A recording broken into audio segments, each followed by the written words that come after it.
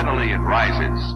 Hey, it's ODB, the Lincoln Addict, back with another video. What you see here is a 1965 Lincoln Continental sedan. I want to do an overview of this listing, which is active currently on Bring a Trailer. You see the website at the top there. And there's definitely a good amount to talk about this car, so let's jump right into it. But one thing that stands out to me is 65.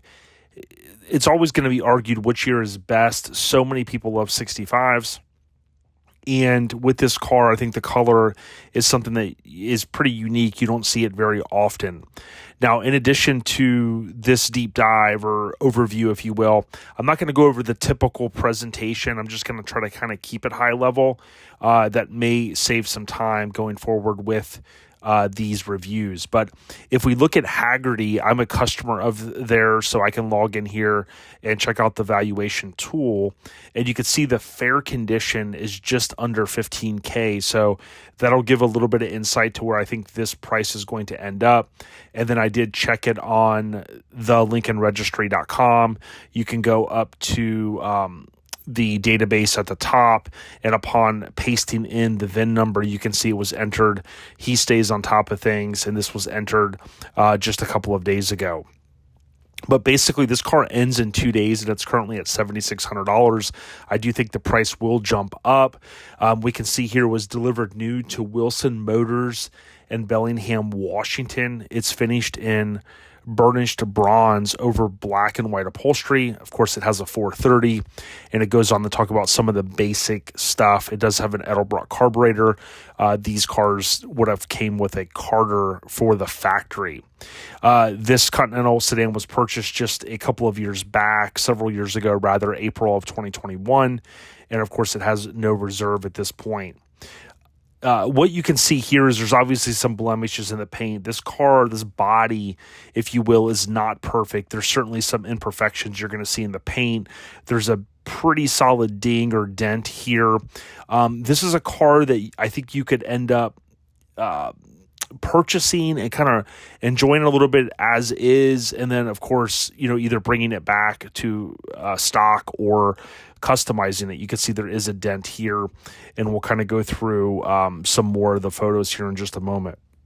This is all pretty basic information. It does mention LED taillights. Of course, these cars came with 15-inch wheels. The front suspension was overhauled in May of 2021, so some money kind of goes into the steering, the center link, the bushings, things like that, depending on how far they took it. You can see the one thing, although I love the paint on this car in terms of the color, I'm not the biggest fan of the contrast with the white and black interior, but certainly it is what it is. It's just something that I like to kind of point out. You can see for 65 only, they have these inserts here. The cabin is trimmed in black and white accents.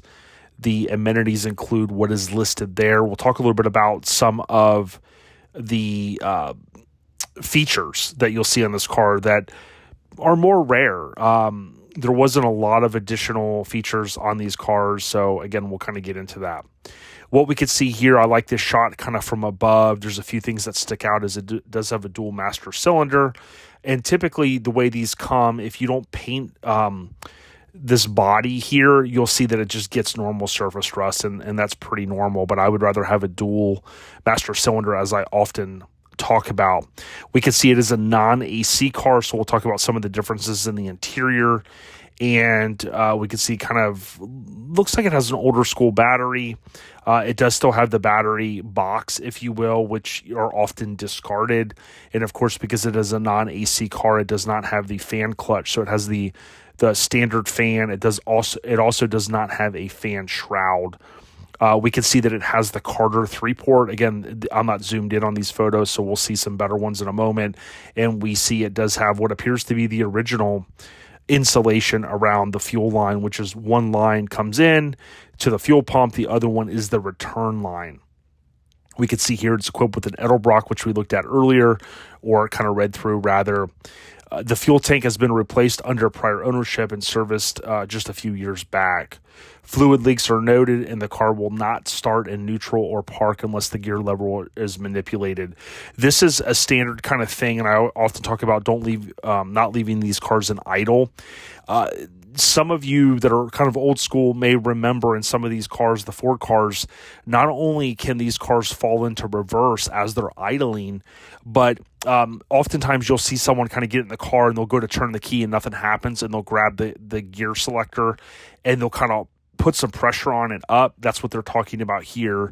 And has to do with the neutral safety switch in these cars and has to be in the perfect kind of position.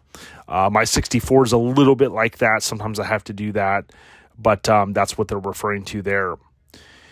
This is all standard gear information. You can see here, love bring a trailer. And this is one reason I really don't feel like I have to go through my entire presentation every time, because look, they break all this information down. 53A is the Continental four-door sedan, the letter P, burnished bronze paint, the upholstery they break down. M is the 12th letter in the alphabet if you skip the letter I. And I do have my 65 book here, so I kind of looked up some of this information as well. But of course, the M represents December, so the build date of this car would have been December of 64. And again, it is a 65 model, but remember they started that production, if you will, kind of July, August of 64, it would have began, and then it would have went through that December into the new year. Home office reserve. So I often talk about DSO, or destination sales office, I think is often what I say, but 84 is confirmed. It is in the book I'm looking at now. That is the home office reserve. From what I understand, that's typically going to be reserved for possibly executives and things like that. There was a code 90 to 99, which was an export. But other than that, the home office reserve of 84 was the highest DSO other than the exports. And my understanding, I've seen some of these different cars where it might have been an executive. It might have been someone that was high up and they were ordering it for a friend or family member, things like that. From what I understand, please feel free to chime in if I do not have that correct. We'll look at some of the videos here in a moment, but really where I want to spend some time is here.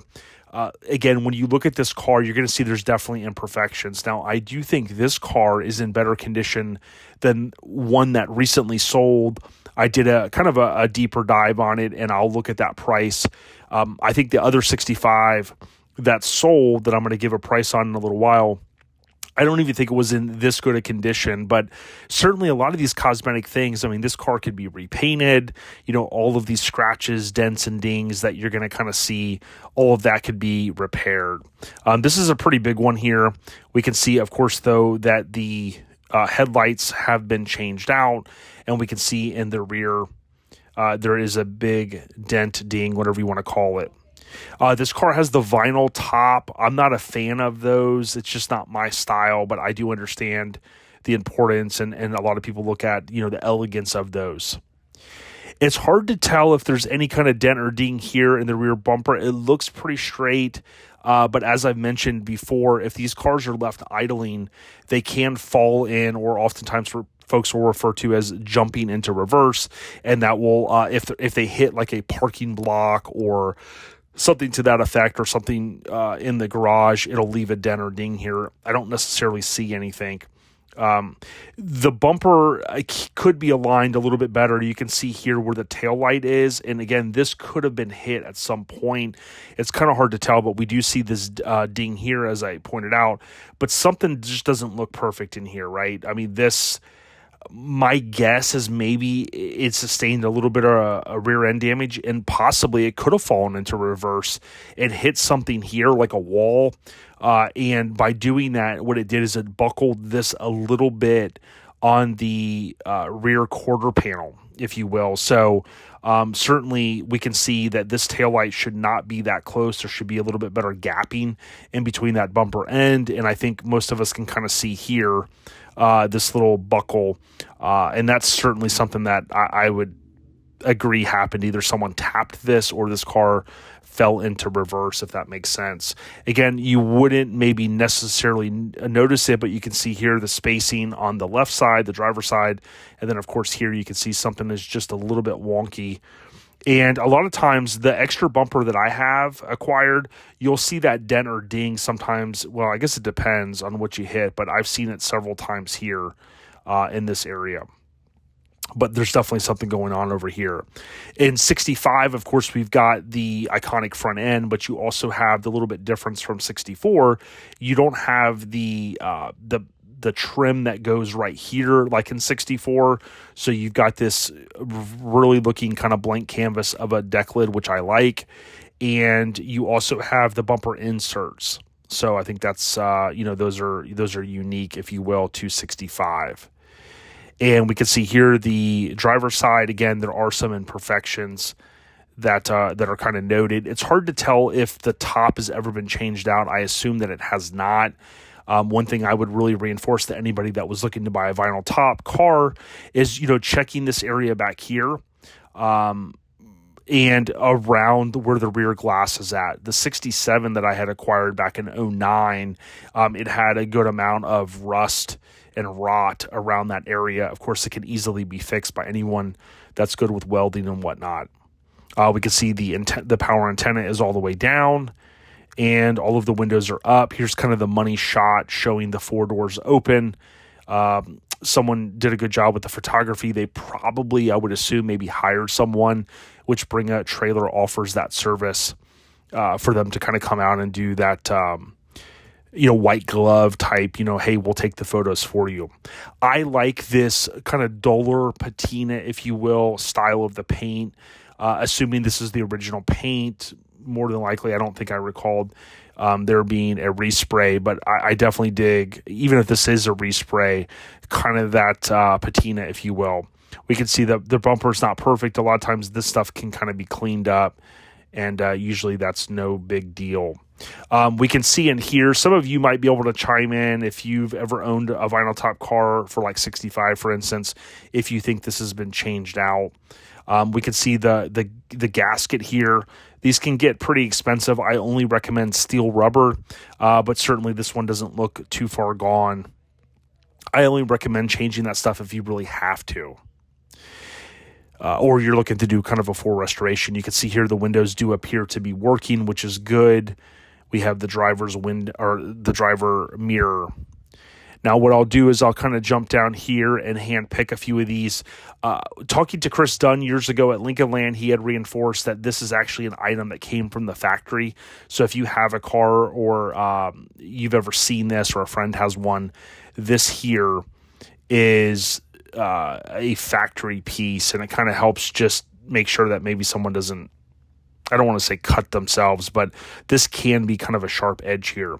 This was a dealer add-on, an accessory, if you will, that Lincoln Mercury offered. I have one, although it's not a Motorcraft, so I don't know if this is one that was year correct, but certainly these are kind of cool. This was a locking gas cap, so it is an accessory. We could see here there's definitely a little bit going on, and again, a lot of this is probably going to be repainted by whoever ends up purchasing this car. More than likely they're going to want to do a resto mod or bring it back to its factory glory. This is a good photo. It shows a little bit more detail, and this is the key thing. If you had looked at the photo earlier, you might say, hey, I could take some tinfoil and some Coca-Cola. Believe it or not, people do that. That actually kind of can remedy if the chrome's not super nice, but a lot of times you take that quadruple zero steel wool and some Brasso polish, and a lot of times a lot of this will clean up. But when we investigate a little bit further and you start seeing like some of these bigger items, you could clean this up and make it kind of a nice cruiser, but it's not going to probably clean up as good as you would maybe want it to. So that's kind of, some of the bigger things with the body. Again, something has happened here. And, all we can do is kind of go on the photos. This is showing that kind of almost 60-year-old weathering, if you will. It's not perfect. But again, I think there's something to be said about these type of cars that have been driven and enjoyed. We can see it does have the front seat belts. I want to say, and I always forget to look this up, I think in 65 was the first year that the seatbelts were offered factory. For the front, maybe 64 had them, and then the rears were they were add-ons until a certain year. But always cool to see the factory seatbelts, in my opinion. Now, here's what we see. When this car, so number one, it's a non-AC car. So remember, air condition was an option, give or take about $500. If the 6465 is a non-AC car, the difference is in this trim in here, you do not have vents in these areas, okay? And that's a key thing because the car does have heat, but it would only come out under the dash. Or I think it also comes out, even in a non-AC car, under in the back. I think it comes out through the vents under the seat, I believe. The other key things here are, we can see it's a tilt column car, so we've got the selector here, which you're going to see right here. If this is working while the car is running, or if it's holding vacuum, so let's say you're sitting in the car, you would push this button at the end of the lever. This is only on a tilt column car, and the steering column literally goes up and down, and it kind of locks. It's very easy to do. I have a video on my channel showing it on my 65 Lincoln Continental, and this little indicator is it gives you insight into where it's at. So a lot of times when I'm driving, I have it on like number 4 or number 3. It's right in the middle. If you were, a very tall person and had, long legs and things like that, you might have it higher or whatnot. So you kind of get the idea. This appears to have an AM only radio. Again, it's a non-AC car. We see it has the speed control. The speed control here, basically what we know today as cruise control. This was this was specific to each individual year. They kind of changed a little bit. And I think in 65, it was kind of the most sightly, if you will, because you kind of have this big lever, if you will, and then you have the dial. Now, one thing to also point out, although it's not a feature, I often talk about, my friend Tony and I will call these unicorn parts, parts that are just kind of hard to find. Right around where you insert the key, there is an item that is here from the factory that says ignition. A lot of times, if this lower dash has been lowered several times to work on a car, or if this is, just maybe been neglected, or the ignition has been swapped out, that little ring is missing. And that's something that I noticed there. It's very minor, no big deal, but just want to kind of point that out. So we have the tilt column and we have the speed control. Those are the main things that I'm seeing here. It does not have the electronic eye, which is the automatic headlight dimmer, and that's the little guy that you would see typically up there. No big deal, but again, sometimes with the DSO that we see of 84, you'll sometimes see a little bit more extra features, add-ons, if you will. And here's a better look at the speed control. Again, it is pretty rare. And it just, you don't see it very often, especially in 65. We can see a good photo here in the glove box, and what it does appear is it has the vacuum release. I want to say this was offered beginning 63, 64. Some of these things run together in my head, but this vacuum release allowed for you to pop the glove box, reach over, and then vacuum release the trunk. So like, for instance, if you were picking up a friend and he was going to throw in his golf clubs, you could pop that versus having to go around and insert the key. So those are a few key callouts. Again, the interior to me looks pretty darn good for its age, and it's amazing to me to kind of see how well a lot of this holds up, all the stainless trim and things like that. To me, it just looks great. Of course, we can see this is an aftermarket pad there, carpet, if you will, and then this is the factory carpet. It has the heel pad that I kind of talk about. If you buy a Jim Wallace kit, he has those heel pads that he inserts in there. A few things, typically if these windows don't work, a lot of times you'll end up having, broken window switches, so you want to always kind of look at those. Those look like they're in good condition. We can see inside the trunk, it looks like everything is there. This is kind of a rare item to see all of this. You've got the spare tire up where it should be. We can see it is a kind of a newer tire. You've got the cover, including what often is referred to as the toilet seat, and then you have these little panels here, which are factory, and then you have the factory carpet. Inside of the deck lid, as you know, if you've been watching this channel, these can rust out extensively. This one looks really, really good. That's a huge win.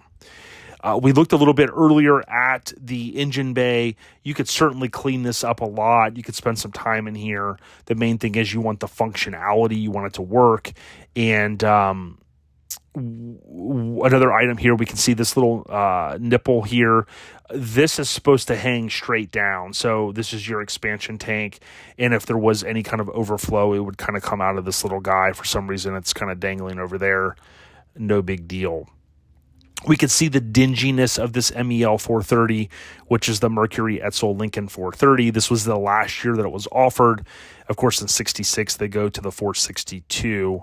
But this is how these cars often look. I know I talk about a little bit of the dinginess. This is how they often look. It does appear that it has a newer water pump, which is good. These, you can't just go into Napa, believe it or not, and buy one. You have to get them rebuilt, and they're definitely a pain to rebuild if you're not accustomed to that type of work.